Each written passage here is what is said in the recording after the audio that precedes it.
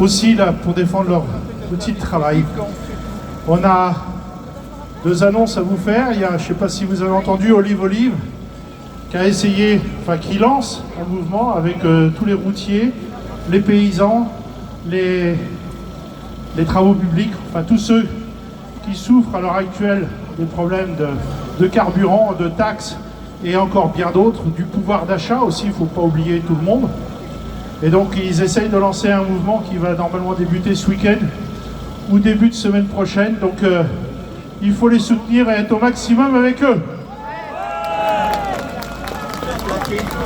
Le 3 et le 6 avril, pareil, il y a les marins pêcheurs artisanaux et les paysans bretons qui seront à la Trinité-sur-Mer et qui font une grosse manifestation parce qu'eux aussi ils souffrent. Pensons aux marins pêcheurs, ils n'arrivent plus à sortir, ils ont aussi des interdictions de pêche, de droit de pêche, le prix du gasoil, enfin tout ça c'est la catastrophe comme d'habitude, vous le savez bien. Alors, j'ai juste un petit truc à vous dire. Excusez-moi. J'ai un camarade aussi, éleveur de moutons, qui a été contrôlé pas plus tard que vendredi par la DSV. Vous savez que les moutons, aujourd'hui, avec l'accord d'Australie, c'est pour faire venir des moutons en France, comme si en France, on n'avait pas de moutons. C'est d'une vraie honte.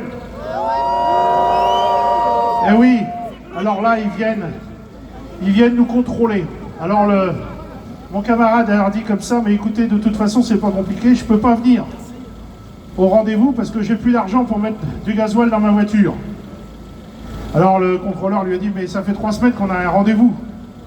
Et bien il leur a dit, moi je suis comme l'État français, je n'ai pas de parole.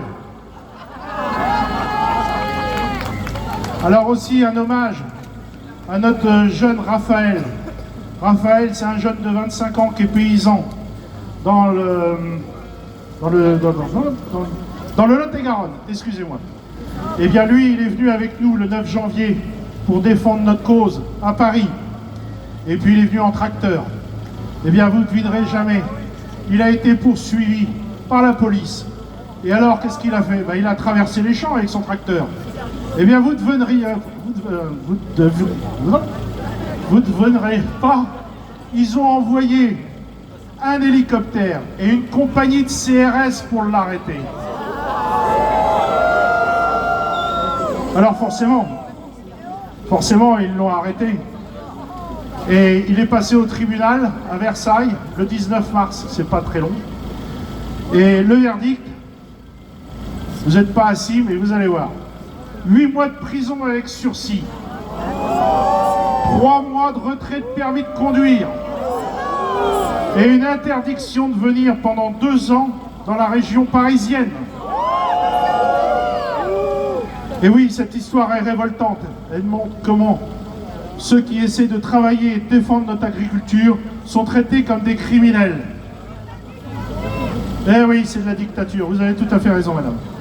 Alors cette semaine, on a eu madame Genevard aussi, qui nous a annoncé, vous savez, madame Genevard, licenciée en lettres, d'histoire de l'art, prof de français, qui ne fait pas la différence entre un taureau et un bœuf d'ailleurs. C'est bien pour une ministre de l'Agriculture. Eh bien, elle a annoncé en grande pompe qu'ils allaient nous donner 300 millions d'euros. Macron a donné combien déjà pour l'Ukraine? 3 milliards? 2 milliards? Macron!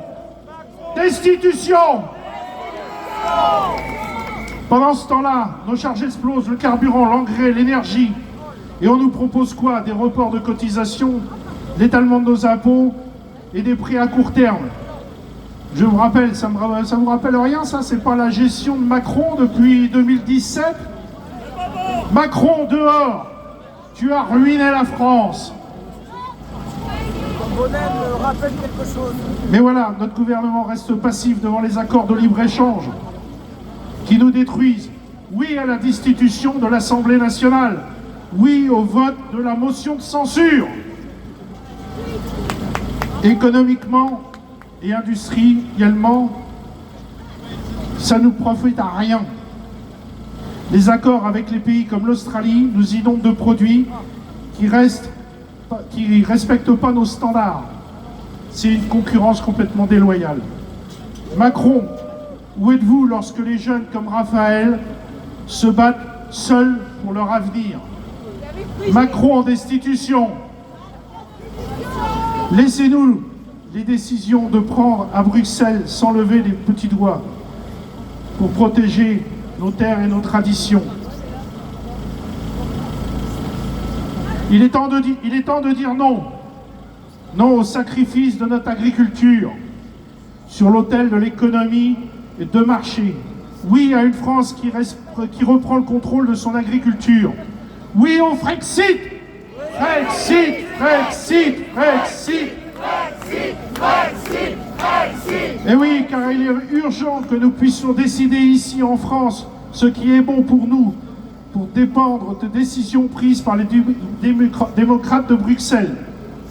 Alors ensemble, faisons en sorte que la France reste forte et fière pour une agriculture française libre et indépendante, pour une jeunesse qui se bat pour son avenir sans être criminalisée.